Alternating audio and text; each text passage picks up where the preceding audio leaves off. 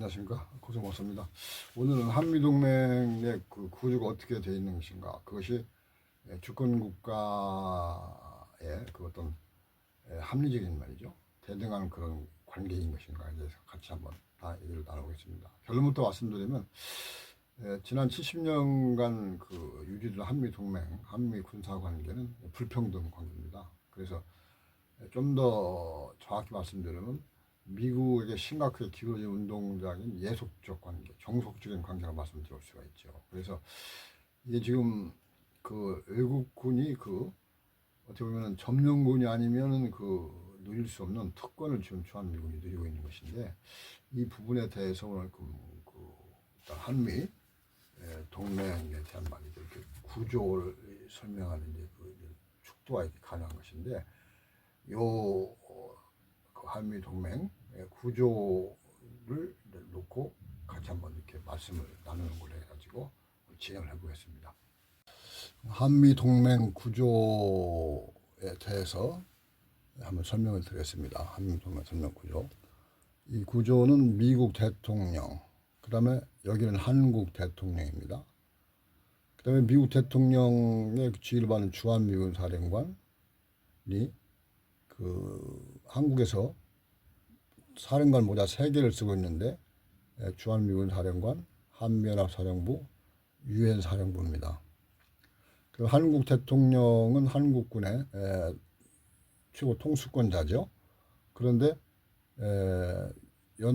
한미연합사령부의 그 사령관이 주한미 사령관인데, 이 사람이 한국군의 전시작전 통제권을 가지고 있다. 그러니까 한국 대통령은 일단은 한국군에 대해서 말이죠, 전쟁이 발생하면 지휘권이 없는 거죠. 한국군은 한미연합사령부 사령관이 주한미군 사령관의 지휘를 받으니까 미국 대통령에 의해서 한국군이 일단 지휘를 받는다, 이런 식이 되는 겁니다, 사실은. 그러면 이 전쟁이 발생했을 때 한국의 이해관계, 미국의 이해관계가 막 똑같을 수는 없겠죠, 그러죠? 그러다 보면은 우리 한국군은 미국의 국익을 수호하려는, 쟁취하려는 미국 대통령의 지휘를 받고 생사가 갈린다. 그러면 우리 한국 대통령은 그 일단 군 통수권자로서 한국군의 그 모든 것에 대한 최종적 궁극적 책임을 집니다. 그런데 한국군이 헌법에 의해서 말이죠, 병역 의무를 수행하는데 결국 미국을 위해서 그 수행을 하더라, 이런 면이 지금 한미 동맹에서는 지금 구조화되어 있거든요. 그래서 이게 그 과연 주권 국가로서 어떻게 합리적인 것이냐, 전 세계에 이런 경우는 없습니다. 그러니까 미국이 그 여러 나라의 그 군대를 파견하고 있죠. 그래서 뭐 동맹 체제라든지 연합 체제를 이루고 있는데, 다 주권 국가의 위치에서 동맹이 형성이 됩니다. 누가 지휘하고 지휘받고 그런 건 아니죠. 그러니까 미국이 말이죠, 필리핀이라든지 일본, 유럽 연합의 여러 국가에 이제 그 현재 가 있는데, 우리나라처럼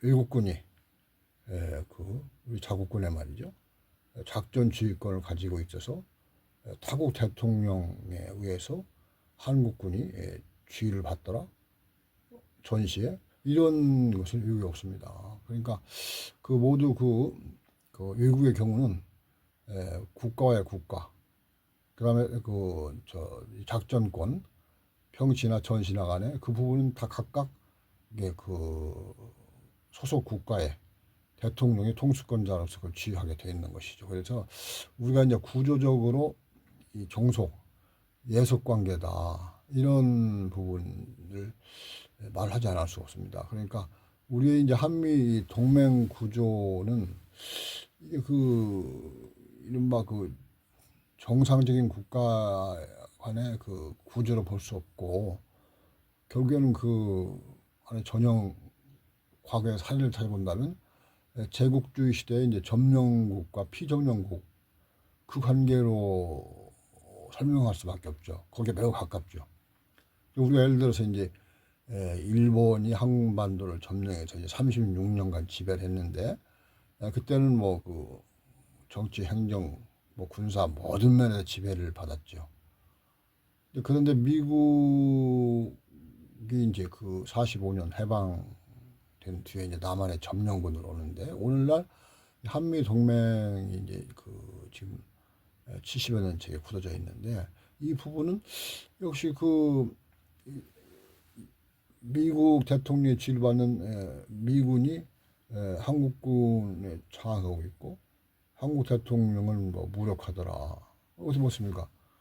군사적인 면에서는 그 미국 예수 상태, 종속 상태라는 말을 피하기가 어렵죠. 그래서 이렇게 그 이른바 비대칭적 관계인 한미 동맹의 구조에 대해서 이제 자세히 좀 설명을 드리겠습니다. 그래서 이게 지금 이 동맹이라는 것이 국가 간의 어떤 협약, 어떤 그 약속이죠. 사실은 계약이고, 이 때문에 엄격하게 이제 그 어떤 법률적 구속력이 있는 것이죠. 그러니까 이런 구조에 대해서 일방에서 뭐 이른바 상호 협의 없이 어긴다. 그러면 이거 사실은 이제 국가 간의 이제 그 분쟁의 원인이 되는 것이죠. 그래서 이렇게 지금 한미 동맹의 이 법리적 측면, 법치적 측면으로 봤을 때는 우리가 좀 깊이 생각해야 됩니다. 그러니까 일본이 이제 1915년에 이제 을사늑약, 1910년에 이런 한일 그 병탄을 해가지고 이제 한반도를 지배하는데 그런 부분이 이제 그 1945년 일본이 항복하면서 국제법적으로 깔끔하게 정리가 되지 않았죠. 그러다 보니까 일본이 말이죠. 오늘날에도 성노예 문제, 일제 치하에서 이제 비극적으로 고생했던 성노예 부분이라든지 강제징용 부분에서 일단 큰 소리를 치고 한국에 대해서 말이죠. 일단 상식적인 뭐 보상 배상을 외면 거부하는 것인데 역시 한미 동맹도 그렇게 그 합치적, 법치적으로 이걸 해제하지 않으면 참 골치 아프다. 우리 후손들이 뭐 골치 아프겠죠. 그러니까 이 한미 동맹 비대칭 구조를 어떻게 그 정상화시킬 수 있겠느냐. 여러 방법이 있겠습니다만은 그 중에 하나가 역시 그 국제법적인 그런 그 과정을 통하는 것이 제일 합리적이겠죠. 그렇지 않으면 두고두고 이제 그 분란의 씨앗이 되니까. 그러니까 한일 그 관계처럼 말이죠. 그래서 한미 동맹이 지금 비대칭 상태인데 대칭 상태로 간다든지 아니면 뭐 좀 더 새로운 면으로서 이제 그 한미 관계가 형성이 된다면 그것은 반드시 이른바 법리적 요구를 충족시키는 합법적인 그러한 과정이어야 되겠다. 그걸 좀 전제로 말씀드리겠습니다. 그래서 일단 그 전제로 해서 한미 동맹 구조가 얼마나 지금 불평등인가 하는 것을 다시 설명해 드리죠. 자, 미국 대통령이 있습니다. 주한미군 사령관은 미 대통령의 그 지휘를 받는 것이죠. 그래서 주한미군 사령은 아까 말씀드린 대로 한미연합사령부, 주한미군 사령부, 유엔군 사령부의 사령관을 맡고 있습니다. 그래서 지금 현재 주한미군은 말이죠.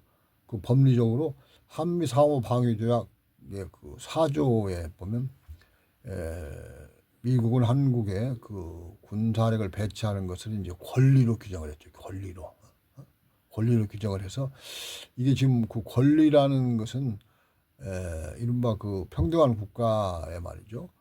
군사 그 관계에서 성립할 수 없는 그런 개념입니다. 권리는 일방이 타방의 의사를 무시하고 일방적으로 자기의 의사를 관철시키는 과정인데 군사적으로 권리다 그러면 어떻게 했어요?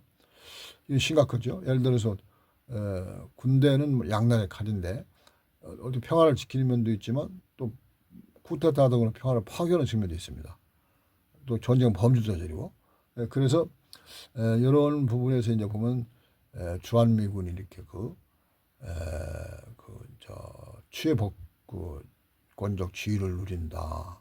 그러니까 정상적인 국가 간의 관계로 볼 수 없는 그러한 군사 관계가 가능한 것이 한미 상호 방위 조약 4조에 의해서 그런 것이죠. 그러니까 한미 상호 방위 조약에 의해서 이제 소파, 즉 주한미군 주둔군 지휘 협정이 나왔는데 이것도 미국의 말이죠. 그 일방적인 그 우위, 즉 미국 권리를 보장하는 그 부속 협정으로 되어 있습니다. 그래서 주한미군의 기지라든지 시설을 제공하는 것 한국이 그냥 무료로 하고 그 다음에 그 주한미군 말이죠. 저 주둔비도 우리가 지금 뭐 부담을 하는데 이런 부분에도 보면은 역시 미국이 큰 소리를 치고 한국이 그냥 좀 이렇게 좀 수동적이더라. 근데 그런 부분 역시 한미 상호 방위가 4조가 권리이기 때문에 그렇다는 것이고 그래서 이게 보면은 주한미군의 그는 한국에서 이런 그 권리라는 차원에서 말이죠 많은 특권을 누리는데 그것이 하나의 치외법권적 주의라고 얘기를 합니다. 치외법권. 그러니까 한국군의 공권력에 미치지 못하는 거죠. 그러니까 주한미군이 하는 모든 거에 대해서는 비밀로 또 미국이 자국법에 의해서 이제 그 규정을 해놓고 한국 정부에 대해서도 야 한미 동맹에 의해서 우리가 와 있으니까 주한미군의 말이죠 그 비밀 적용 비밀법 적용에 대해서 한국도 준수해 줘. 그래가지고 지금 한국도 거기에 따르다 보니까 미국이 말이죠 지금 그 정전협정 이후로 중국과 소련, 러시아를 상대로 미국 본토 수호를 위한 세계 전략을 지금 계속적으로 그 수행하고 있는 최전선 기지인데 이 부분이 비밀로 되어 있습니다. 그러니까 그 정작 한국에서는 말이죠 주한미군이 뭐 북한 억제행위라는데 이것만 알지 주한미군이 지금 현재 중국과 러시아를 상대로 작전을 펴고 있다. 그것도 모르는 거죠. 까맣게. 그러니까 뭐 최근에도 보면은 중국과 러시아의 말이죠. 그 저 군용기가 한반도 주변을 와가지고 말이죠. 위협 비행을 하더라. 왜 그러느냐? 사실은 주한미군이 중국과 러시아를 상대로 군사 작전하는 그 대응입니다. 그러니까 주한미군이 뭐 그 한 70년간 중국, 소련, 러시아를 상대로 미 본토 수호를 위한 군사 작전을 하다 보니까 중국, 소련, 러시아도 대응을 하는 거죠. 그래서 지금 주한미군이 중국과 러시아를 상대로 군사작전을 하는 주요 기지가 오산, 뭐 군산, 또 그다음에 경북 성주의 사드기입니다. 그러니까 요거에 대해서는 일단 유사시에 중국과 러시아는 말이죠. 제일 먼저 이제 타격을 하겠다. 그러니까 군사적인 말이죠. 충돌이 벌어지면은 어떤 그 전략적인 우위를 점하기 위해서 이제 그 정찰, 감시, 뭐 그런 레이더 기지를 이제 폭파하게 되는 것인데 그러다 보면 군산, 오산, 성주가 말이죠. 중로에 이제 그 공격 목표가 된다면 주변 한국 주민 어떻게 되겠어요? 그러니까 이런 부분이 그 주한미군이 말이죠. 그 한미 상호방위조약 4조에서 권리로 보장받고 있는 데 나오는 심각한 국제법적 위반 사항입니다. 사실 이 부분이. 국제법 보면 A라는 국가가 B라는 나라 영토에서 C라는 나라를 상대로 군사작전을 할 수 없다. 그건 당연하잖아요. 그것은 점령군이 아니면 할 수 없는 거니까. 그래서 이런 부분에 지금 그 어떤 그 불합리, 국제법적으로 그 위배되는 그런 현실이 그냥 유지가 되는데 이재명 정부도 말 여기에 대해서 별 얘기가 없어요. 국민의 정보, 주권 정보라고 얘기하면서 정작 그 국민의 헌법적인 권리가 위축된다, 침해된다, 어떻게 보면 파괴된다. 주한미군이 비밀작전 하게 돼가지고 군사적인 충돌이 한마디 일어나면 국민들이 피해를 보는데 그것은 우리 정부가 사전에 그 알려주는 거 아니에요. 그 부분은. 지난 70년간 알리지 않은 것은 뭐 정부의 심각한 직무유기로 생각합니다. 그래서 이런 부분에 한미 동맹 구조는 여기까지 오늘 말씀을 드리는데 앞으로 기회가 있으면 또 계속 말씀을 드리는 걸로 하죠. 감사합니다.